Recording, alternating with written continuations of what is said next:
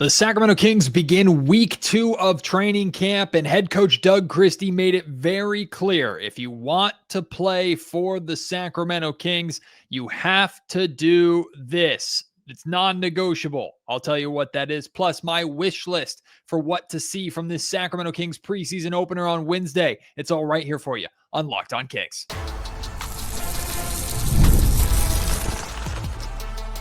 You are Locked On Kings, your daily Sacramento Kings podcast, part of the Locked On Podcast Network, your team every day. And now, ladies and gentlemen, it is that time for another episode of Locked On Kings. Hello and welcome into Locked On Kings, your podcast hub for Sacramento Kings coverage all preseason long and, of course, soon to be all regular season long. My name is Matt George. I have the privilege of being your host here. I'm a Sacramento sports anchor and reporter for ABC 10 News after a day off for everybody on Sunday. We are back in the Sacramento Kings practice facility today with the Kings' second to last day of training camp before the preseason begins on Wednesday night inside the Golden One Center against the Toronto Raptors. And we walked in to a lot of the same. Another full court drill for the Sacramento Kings. This time it was quickly inbound the ball, push the ball up the floor, get the pass back, and finish with the layup at the rim, and just over and over and over and over again, back and forth and back and forth and back and forth and back and forth. These guys went, everybody taking multiple turns, as many as they could get in a set period of time.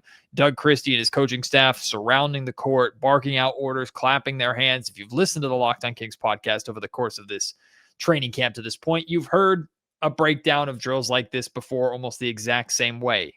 Consistency is what we're seeing out of Doug Christie. If we're not seeing them scrimmage, which 2 out of the now 6 days of training camp, we actually got to see them play some 5-on-5.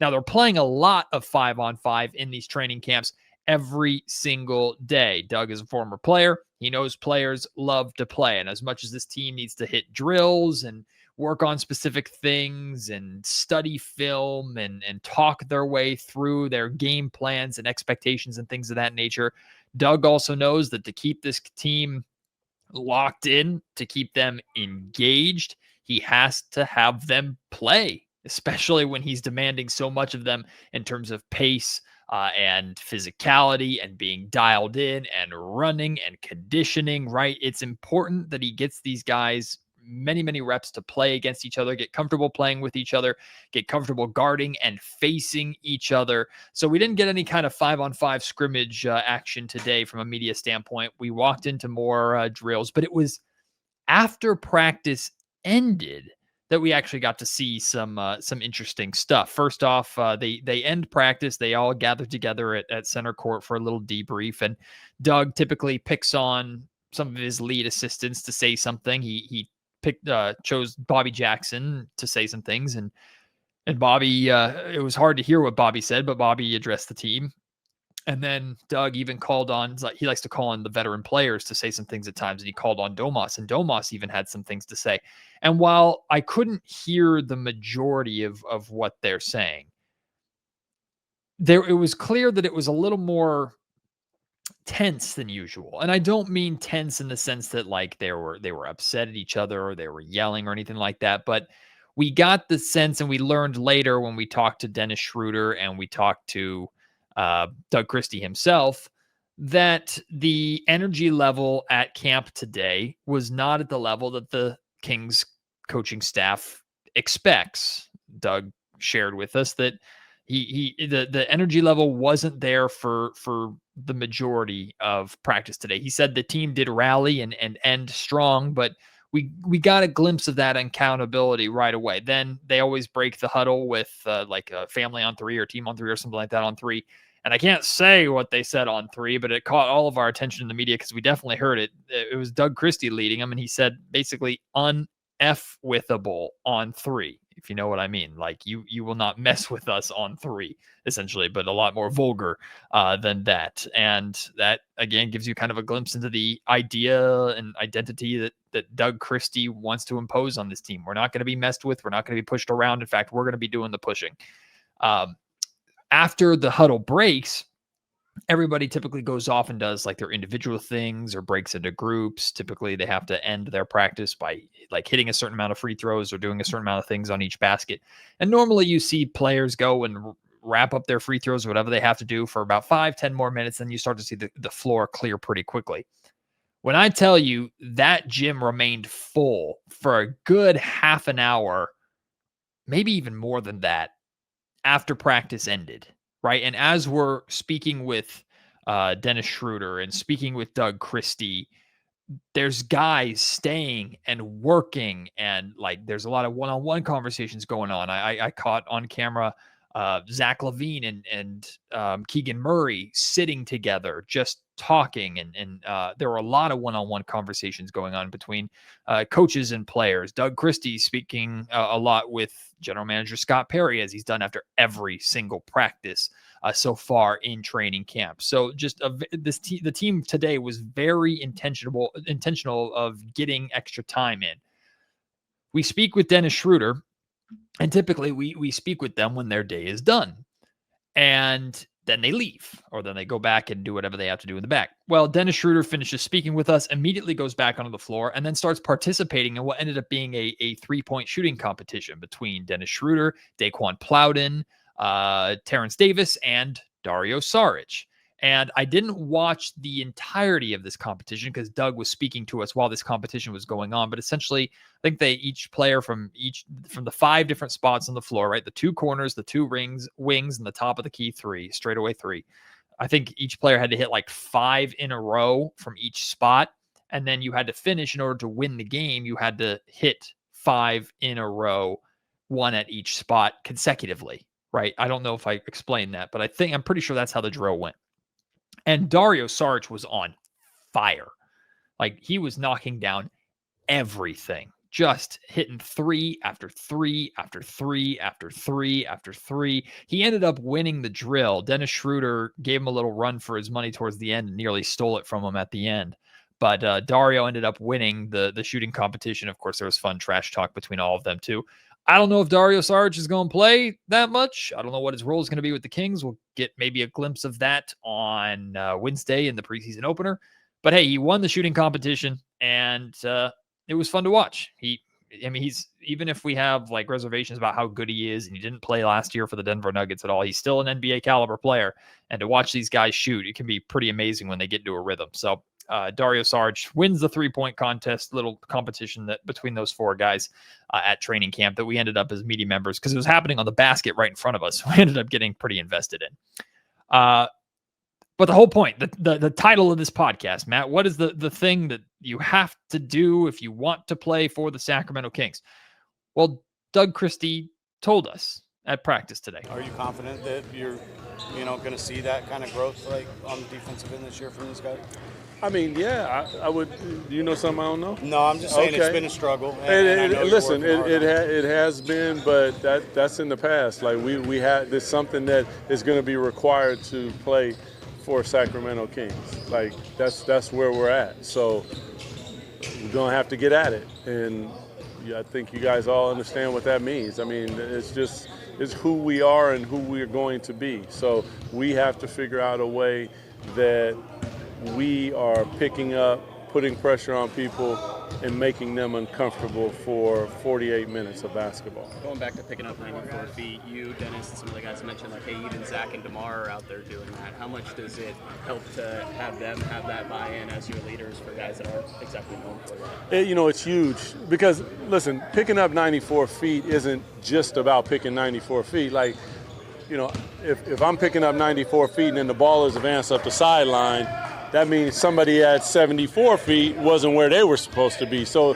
there's a trickle-down effect to what happens. You could pick up 94 feet and then someone does it, the ball's advanced, and you're like, yo, man, what are you doing? You got to be in your position too. So it's a changing of habits because most times you score or we set the defense by free throws and guys are running back.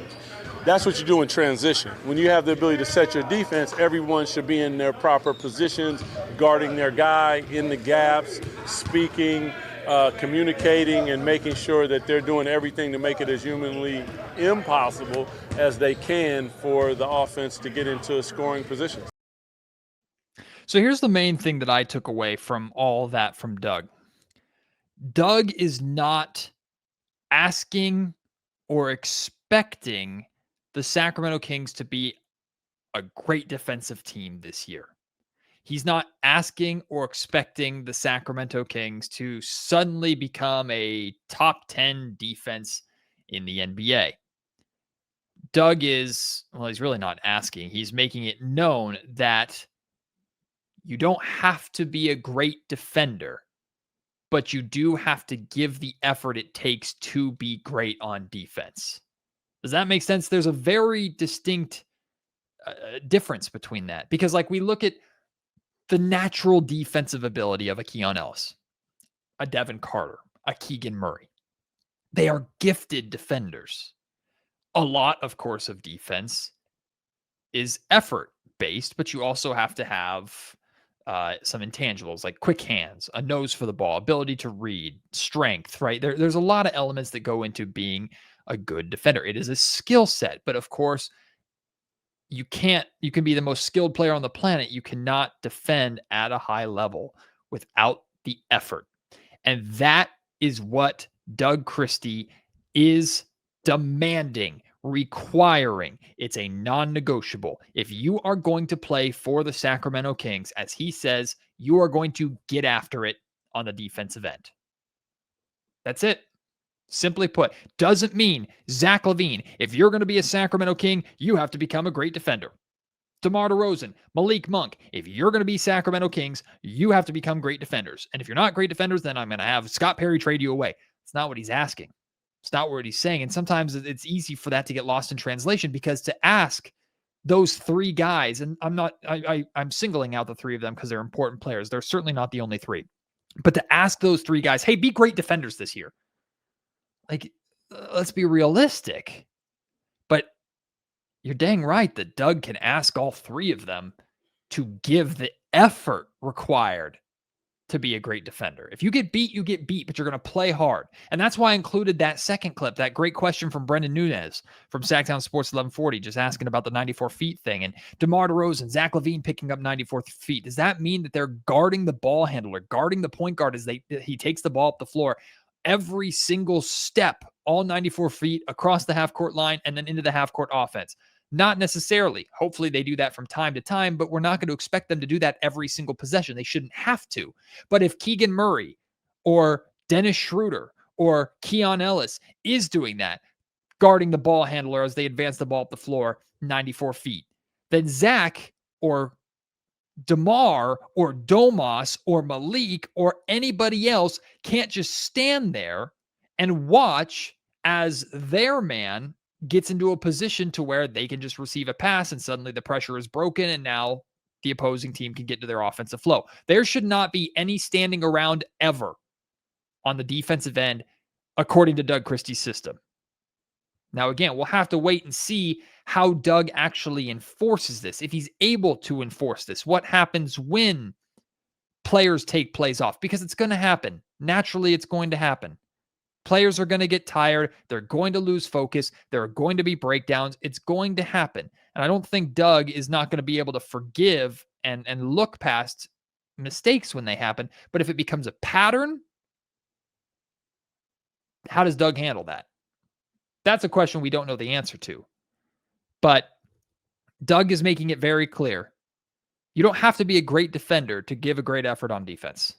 And giving a great effort on defense is what it takes to be a Sacramento King. It is the bare minimum. And if you're not doing that, you can't be a King. You can't play for me.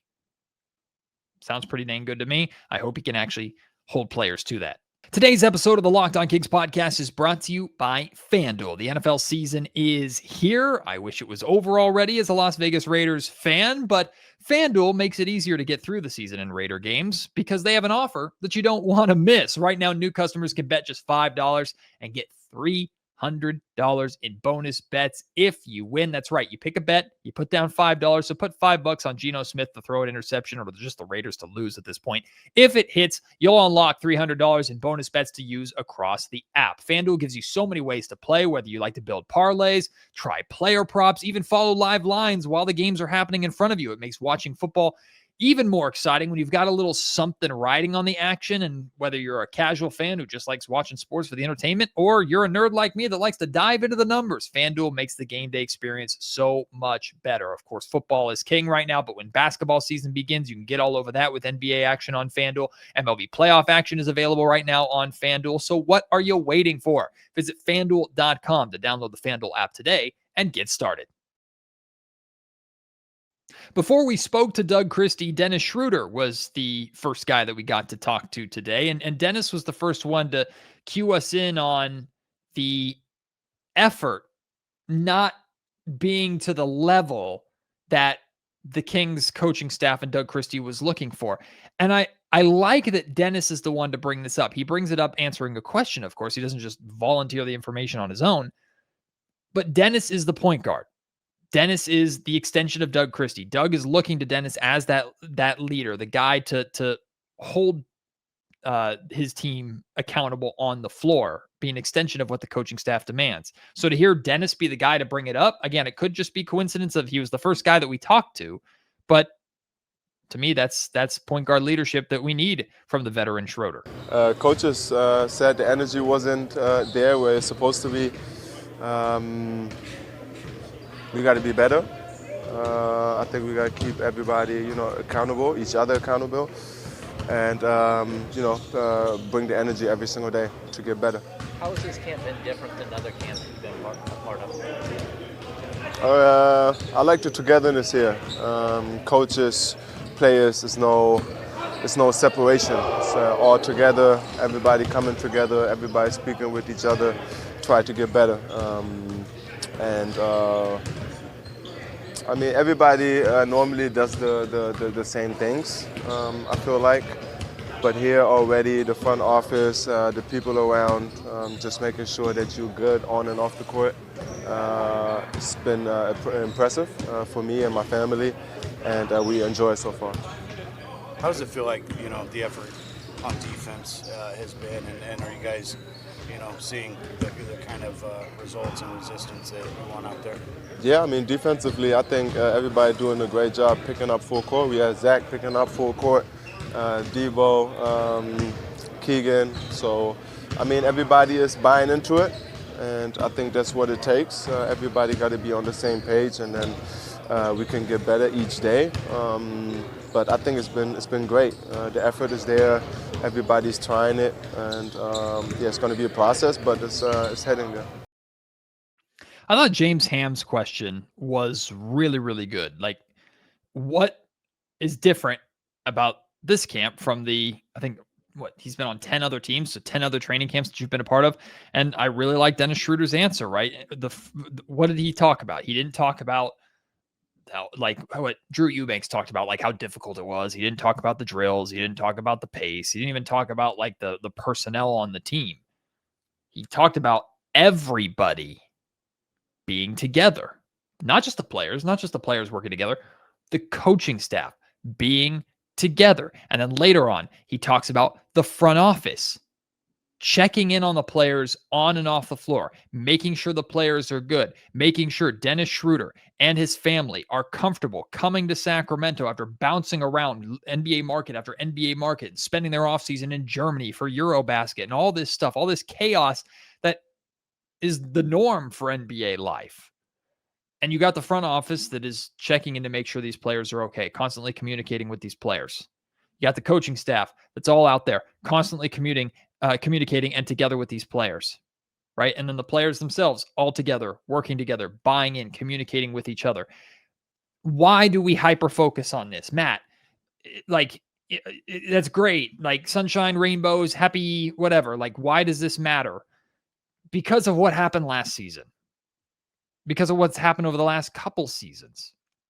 I'm not going to disrespect former Kings general manager Monte McNair by saying he was never at practice. He was never at training camp, because there were many times that I did see Monty standing typically around center court after practice was over and talking with Mike Brown.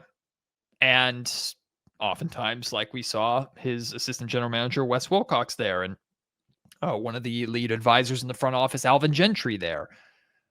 So those guys were present. But I also have had more than one Sacramento Kings player or former Sacramento Kings player tell me that they never saw Monty. They never really talked to Monty. Do you remember, have you seen the movie Moneyball? I love Moneyball because it's about my Oakland A's, former Oakland A's, forever Oakland A's to me. And it's about Billy Beane. Brad Pitt plays Billy Beane. And Billy has his assistant, the character played by Jonah Hill, go and tell a player that he's been traded. And he talks about, like, don't get too attached to these players. I never talk to these players because I don't want to get too attached to them. I have to have this businessman role of that's my job. I separate myself from them. And maybe that worked for Billy Beane. Maybe that works in baseball. I just don't think that works in basketball.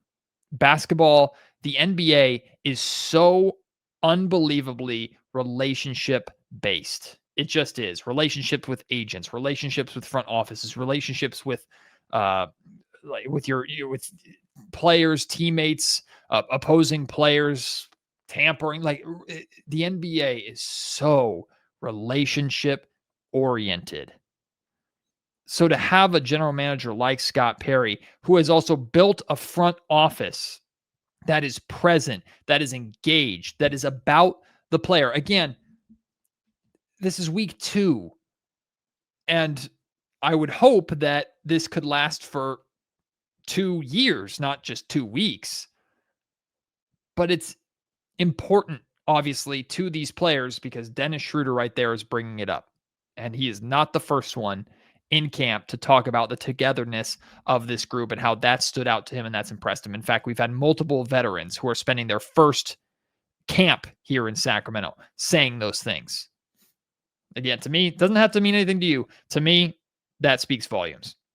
I have 5 things on my wish list, 5 things that I want to see, and I'm going to be paying very close attention to in the Sacramento Kings preseason opener against the Toronto Raptors Wednesday night inside the Golden One Center. I'll share with you what those 5 things are, and I want to hear your wish list of what you want to see in just a second. Before that, though, today's episode of the Locked On Kings podcast is also brought to you by Monarch Money. Most people can't name all their financial accounts or even what they're worth, whether it's 401ks, properties, or investments. And when you don't have the full picture, you can end up leaving money on the table. No one wants to do that. That's why Monarch Money is important. It's an all-in-one personal finance tool that brings your entire financial life together in one clean, easy-to-use interface on your laptop and even on the go on your phone. Monarch is built for people with busy lives. If you've put off organizing your finances, hey, we all do it. Monarch is for you. Monarch does all the heavy lifting. You can link all your accounts in minutes, see clear data visuals, get smart categorization of your spending, and finally feel in control of your money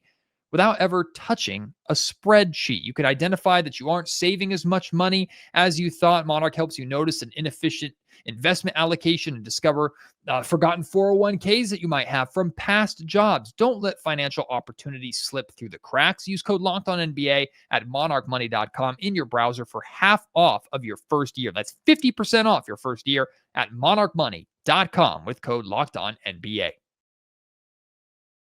I cannot wait to be in the Golden One Center on Wednesday. Now, I'm fully aware that it's preseason basketball, and I have expectations that things will be sloppy and ugly at times. I also know that, like, the main guys are probably going to play like 20 minutes.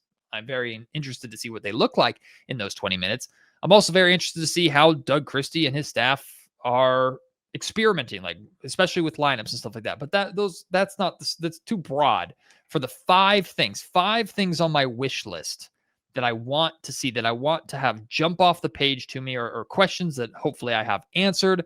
Just things that I'm going to be paying attention to when I go into the Golden One Center on Wednesday night. And feel free to share with me any wish list items you have, whether you're watching the game on TV, listening to the G-Man call it on the radio, or you're coming to the game in the Golden One Center yourself. Let me know what you are looking for. Hit me up at Matt George Sack on Twitter. You can email me, mattgeorgesports@gmail.com.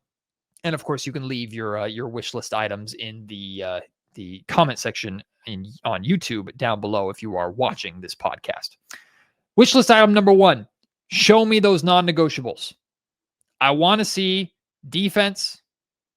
I want to see intensity. The defense kind of falls into that, but I want to see the like get in your face, make them feel us, Doug Christie mantra. I want to see every single player showing us that right away. And then I want to see fast speed.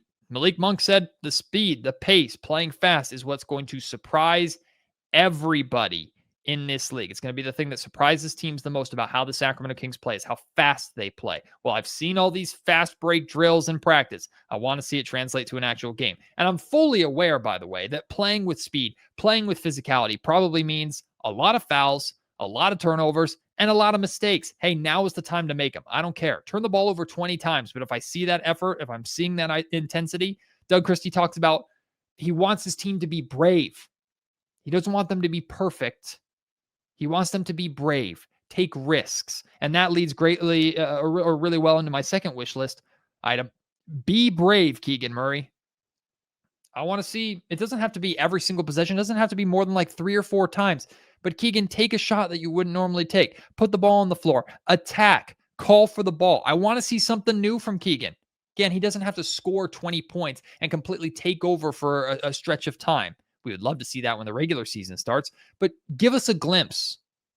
Even if you miss the shot, even if it goes horribly, even if you turn the ball over, be brave. Try something, Keegan. Be aggressive. I'm definitely going to be keeping an eye out for that. Wish list item number 3. Again, in the limited scope that we're going to see of Dennis Schröder, show me that the hype is real. That it's not just the Kings are excited to have a point guard on this roster. No, they've been hyping Dennis Schröder up like he is the missing piece to making this whole thing work. He is the captain. He is the leader. He is the extension of Doug Christie. He is also going to be picking up 94 feet and locking in on the defensive end first because, as Dennis says, that's how he made his basketball career in the first place. Show me. Again, show me in the limited window that you're playing because Dennis Schröder isn't just a veteran. Dennis Schröder also played a boatload of basketball internationally this summer. So I'm not expecting a lot of playing time from Dennis Schröder on Wednesday. That's fine. But when you do play, even if it's you just start and play 5 minutes with the starters and that's it, he's going to play more than that. But let's just say that was all it was. In those 5 minutes, show me that. Show me something. Give me a glimpse of that it's not just hype, that it's real. I also want to see meaningful minutes from Neek and Max.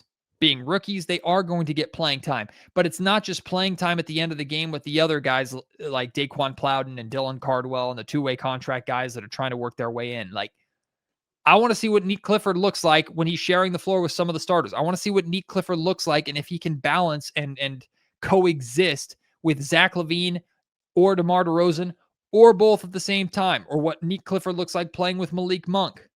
I want to see what Maxime Reynaud looks like backing up Domantas Sabonis and trying to play the same way Sabonis does. Move him out on the perimeter, top of the key. Can you run through him? DHOs with him. Have him space the floor. Maybe, just maybe, give us a glimpse of what he looks like on the floor with another center. It doesn't have to be Sabonis right away, but it could be Eubanks.